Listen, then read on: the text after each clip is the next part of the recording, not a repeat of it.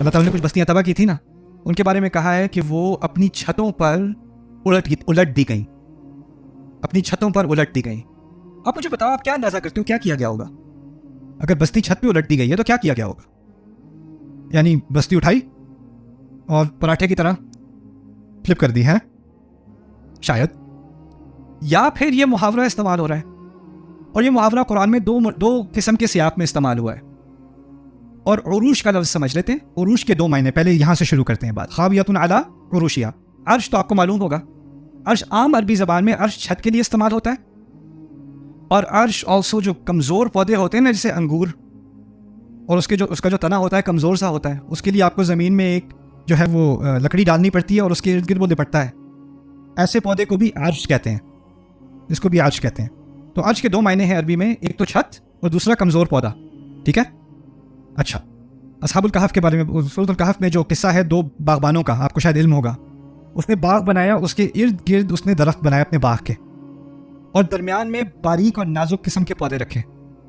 नाजुक पौधे दरमियान में इसलिए थे कि हवा चले तो उन पौधों को नुकसान नहीं होगा। क्यों? क्या हिफाजत करेगा उन पौधों की? इर्द गिर्द के दरख्त। ठीक है ना। अब अल्लाह ताला ने जब उसको सजा दी और उसका बाग बर्बाद किया तो कहा वहिया खावियतुन अला उरूशिहा, और ये बाग इसका उलट पड़ा उरूश के ऊपर। वहां छत की बात नहीं हो रही, किसकी बात हो रही है? पौधों की। यानी जो दरख्त हिफाजत के लिए लगाए थे, आंधी ऐसी आई कि वही दरख्त उन पौधों के ऊपर गिरे। जो सिक्योरिटी थी वही थ्रेट बन गई, वही नुकसान बन गई। वहां वो बात की जा रही है। ठीक है, लेकिन बाकी बस्तियों के बारे में खावियतुन अला उरूशिहा, इसको भी समझ लें। मैंने कहा था उरूश का एक मायना तो है वो पौधा, नाजुक पौधा, दूसरा मायना क्या था? छत। जो जंग के दौरान अगर ऊपर से बमबारी हो रही है, या पुराने ज़माने में जो कैटापोल्ट इस्तेमाल होता था उससे बड़े बड़े पत्थर फेंके जा रहे हैं, कहाँ डैमेज होनी थी? छत पे। अब अल्लाह ताला ने इतना तो बता दिया कि कुछ बस्तियां तबाह बर्बाद हो गई। जब तबाह बर्बाद हुई तो छत डैमेज हुई कि नहीं? और लेकिन छत को मेंटेन करना और उसको दोबारा फिक्स करना, रिपेयर करना, उसकी मरम्मत करना, उसके लिए कोई था कि नहीं? वो तो सब मर चुके। अब छत की किसी ने रिपेयर नहीं की, किसी ने मरम्मत नहीं की, तो कुछ 5 साल बाद, 3 महीने बाद, 10 साल बाद उस छत ने क्या करना है? उसने गिर जाना है।